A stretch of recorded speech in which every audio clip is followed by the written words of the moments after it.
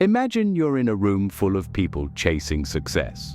Some play fair, work hard, and stick to their values. Others lie, manipulate, and step over anyone in their way. Yet it's often the ruthless who end up at the top. Why does the world seem to favor the worst among us? Look around at history, politics, and business. There are countless examples of people who have gained extraordinary power despite lacking strong morals. From ruthless emperors to cutthroat CEOs, the same pattern keeps repeating. This isn't just chance, it's built into human nature, our evolutionary traits, and the way our society is structured. In a world where resources are limited, competition is unavoidable.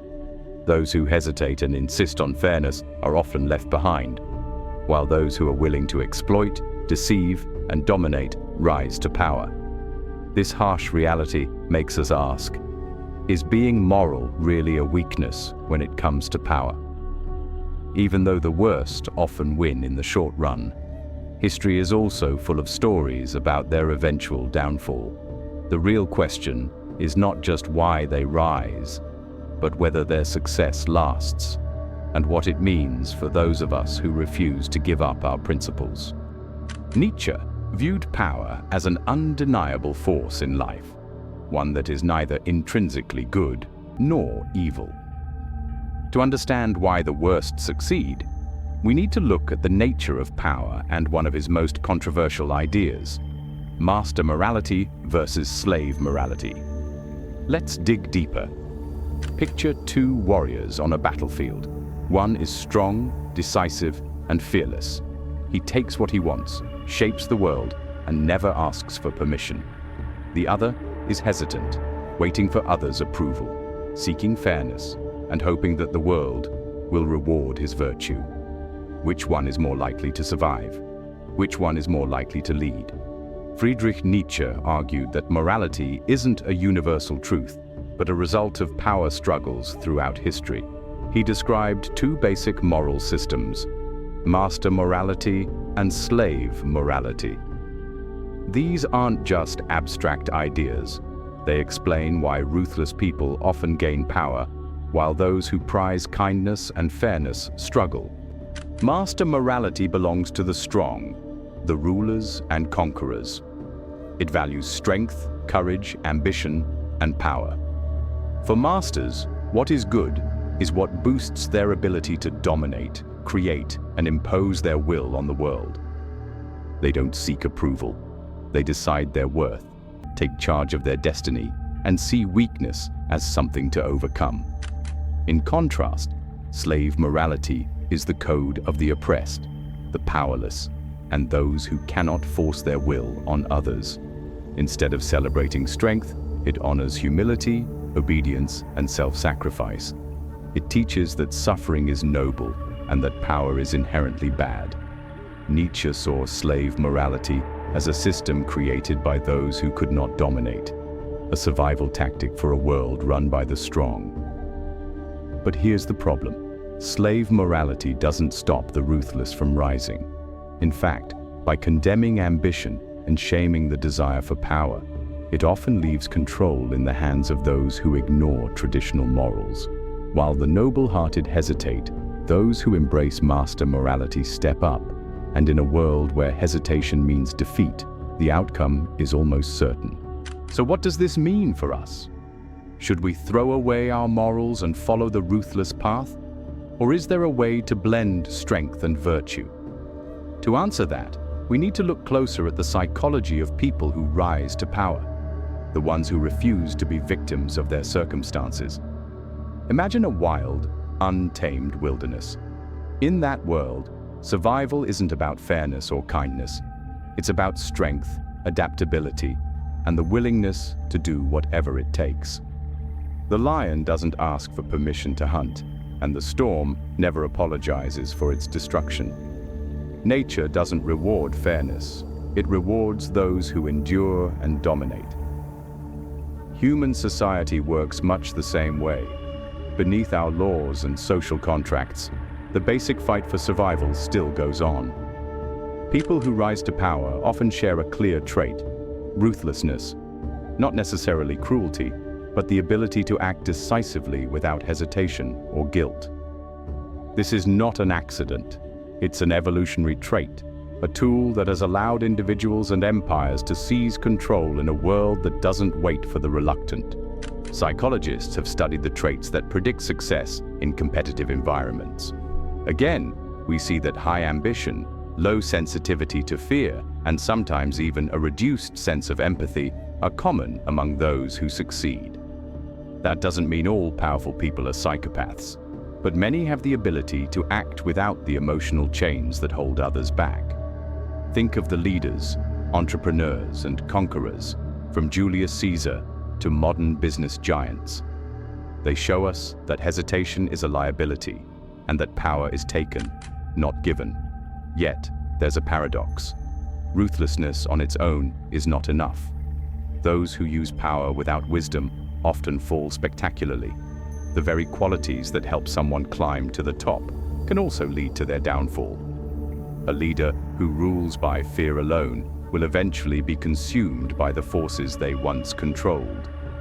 History is filled with tyrants who once thought they were invincible until they were not. So, even if the ruthless often seize power, does that mean fairness and morality are doomed? Not necessarily.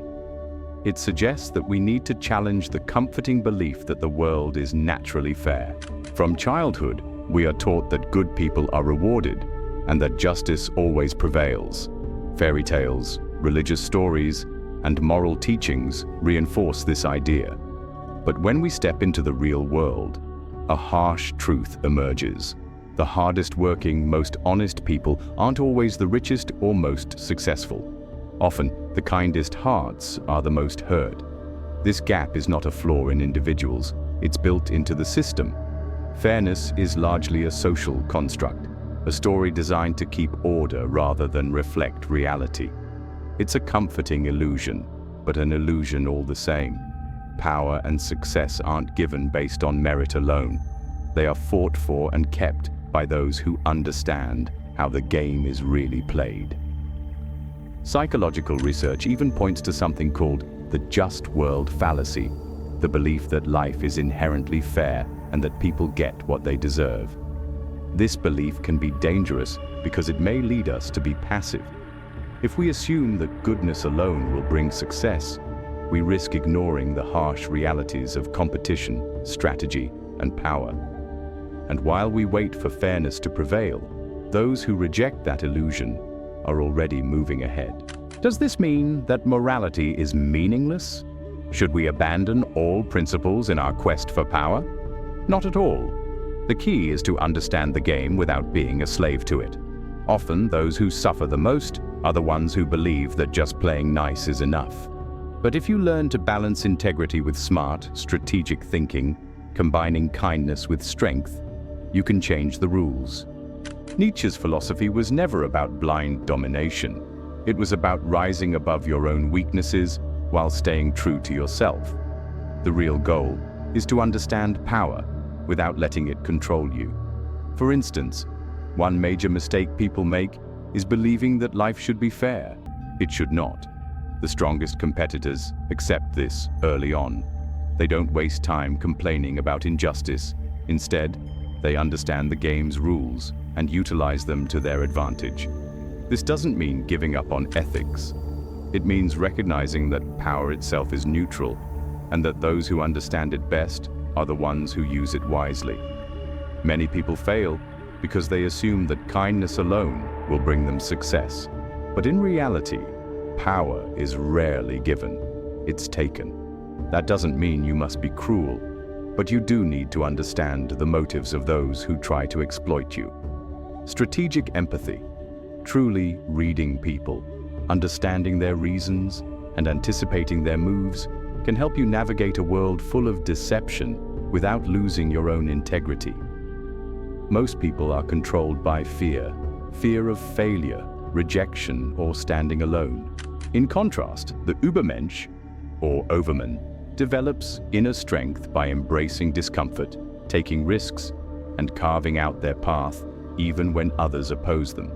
The most successful people don't wait for permission. They create opportunities where none exist. There's a big difference between mindless ruthlessness and controlled, thoughtful ruthlessness. The former is destructive with no purpose, while the latter means making tough choices without hesitation. Sometimes power means walking away from toxic relationships, making unpopular decisions, or facing uncomfortable truths. This isn't cruelty, it's strength and clarity. The ruthlessness may rise quickly, but it often falls just as fast because their power is built on exploitation rather than creation. The true Übermensch builds, whether it's a business, an idea, a movement, or a personal transformation. When you create genuine value, you become indispensable. You don't need to manipulate because your power is earned, not stolen. So, can you succeed in a world that rewards the ruthless? Yes, but only if you stop following the old rules, stop expecting fairness, and start mastering power on your own terms. This leads us to the ultimate question. Is power itself evil, or is it simply misunderstood? Power is the force that drives the world, shaping the lives of both those who wield it and those who suffer under it. It isn't inherently evil. Nietzsche's exploration of power was not just about domination, it was about creation, about pushing yourself to overcome limits and create new values, rather than just following the morals imposed by society. Yet, society's moral compass often paints anyone who seeks power with suspicion. What if this view is just a misunderstanding? What if by rejecting conventional morality and making your own rules, you're simply embracing life in its raw, unfiltered form? Nietzsche believed that the will to power wasn't just about controlling others. It was about rising above yourself, breaking free from limitations, and becoming more than you ever imagined. In this light, power becomes an ethical pursuit, a challenge to break free from societal constraints and define your existence. That said, not everyone who seeks power is automatically virtuous. The path to power can lead to either enlightenment or destruction, depending on your intent. Is your quest for power just a way to force your will on others, or is it a journey of self-overcoming, a process of shaping reality to match your highest goals? In the end, power is not inherently evil. It is a tool that, when used by someone of true integrity, can lead to amazing achievements. But when it is used for selfish reasons or to oppress others, it exposes the darker side of human nature. Nietzsche's challenge to us is to rethink power, not as something to fear, but as something to master through discipline, strength, and a firm commitment to becoming more than we are today.